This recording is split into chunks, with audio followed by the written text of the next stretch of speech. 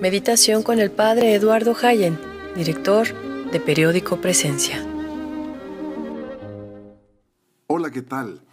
Cuando el Papa Francisco habla en el capítulo 2 del documento Amoris Laetitia de la situación y desafíos que viven las familias en el mundo, no solamente está haciendo una fuerte crítica a la cultura, sino que también se preocupa por resaltar los aspectos positivos, muchos aspectos positivos y esperanzadores en las vidas de nuestras familias. Por ejemplo, hace un elogio a tantas familias que aceptan con amor la difícil prueba de tener un niño con discapacidad. Es un valiosísimo testimonio de estas familias de fidelidad al don de la vida.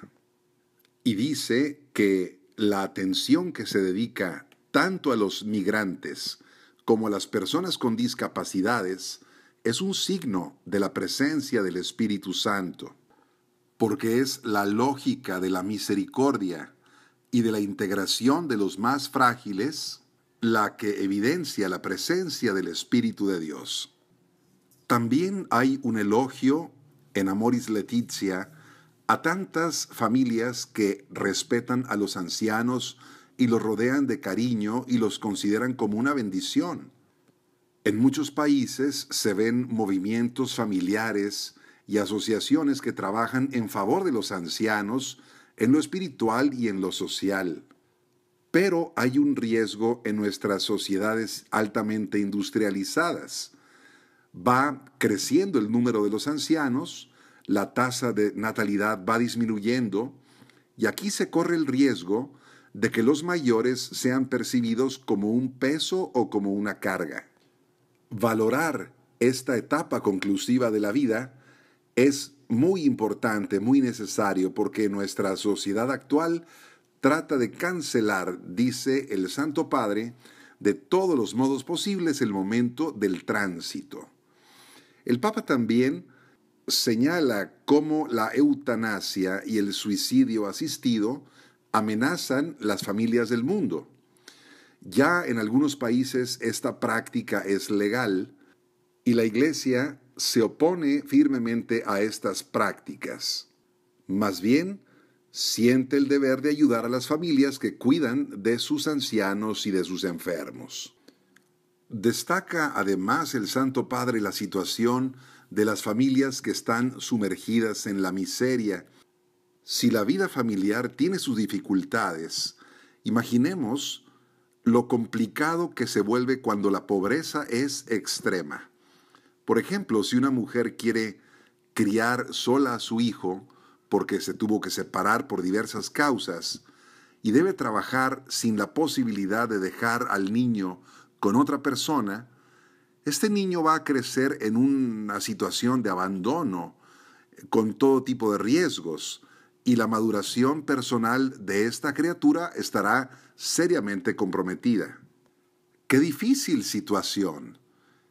Tenemos que comprender, consolar, integrar, y dice el Papa, evitar imponerles una serie de normas como si fueran una roca a estas personas, porque se sentirán quizá juzgadas o abandonadas, y la Iglesia debe ser madre que está llamada a acercarlas a la misericordia de Dios.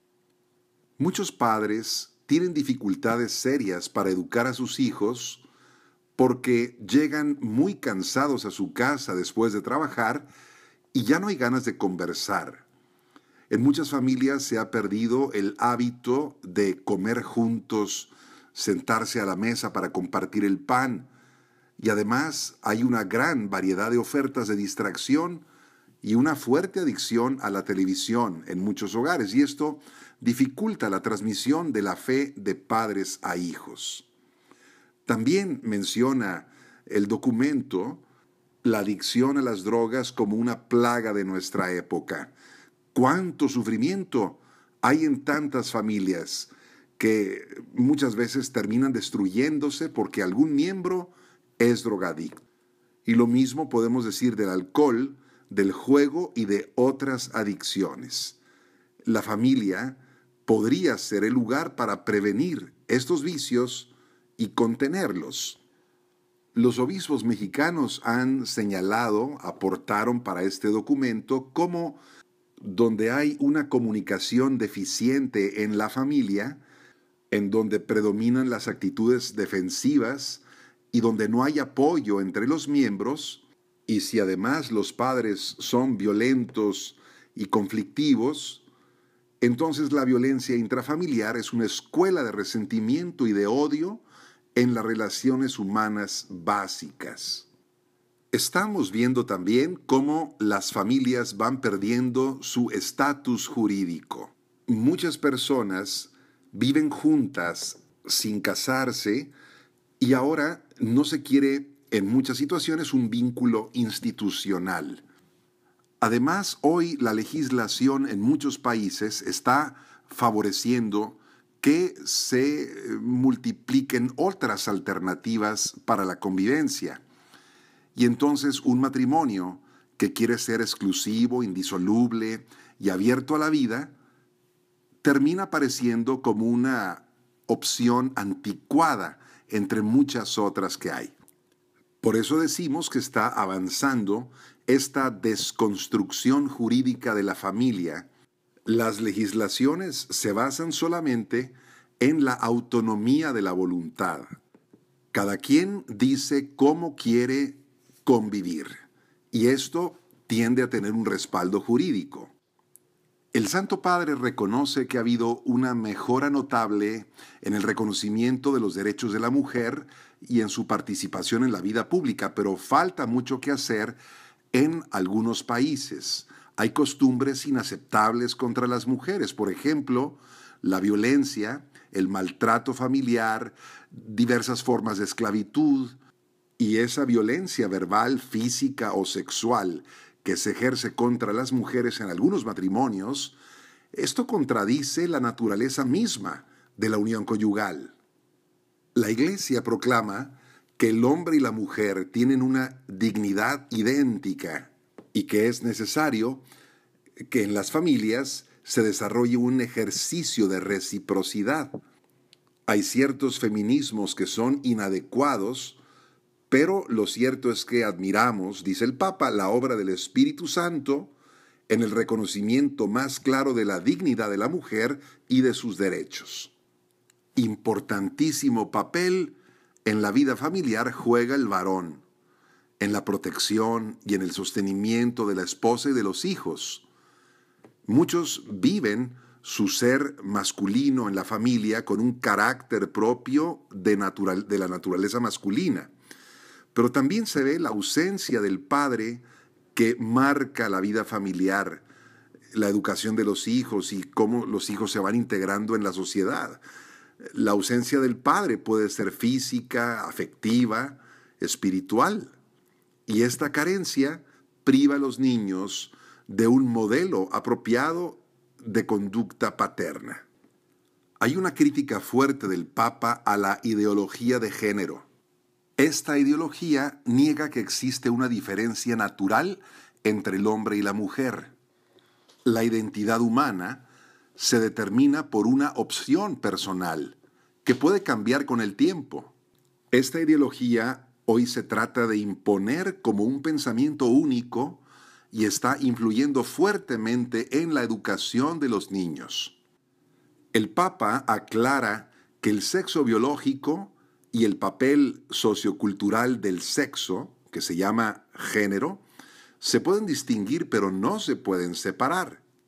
Y por otra parte, estas biotecnologías en el campo de la procreación humana ahora ya han introducido la posibilidad de manipular el acto sexual convirtiéndolo en algo independiente de la relación sexual entre el hombre y la mujer. Y así la vida humana y también la paternidad y la maternidad se convierten en realidades que se componen y se descomponen, sujetas siempre a los deseos de las personas y las parejas. No caigamos en el pecado de pretender sustituir al Creador, dice el Papa. Somos criaturas, no somos omnipotentes.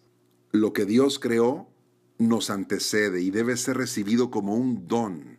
Al mismo tiempo somos llamados a cuidar nuestra humanidad y eso significa ante todo aceptarla y respetarla tal como ha sido creada. Ante todo este panorama que hemos visto de la realidad de las familias en el mundo, no podemos desanimarnos, nos dice el Papa. Ciertamente nos preocupan estos desafíos, pero no caigamos en la trampa de desgastarnos solamente en lamentos autodefensivos. Más bien, preocupémonos por despertar una creatividad misionera. Como iglesia estamos llamados a dar una palabra de verdad y de esperanza. Que todas las dificultades y los desafíos despierten en nosotros esas energías para que se conviertan en acciones que transformen y hagan cercana la caridad. Que tengas muy bonito día, paz y alegría en tu corazón.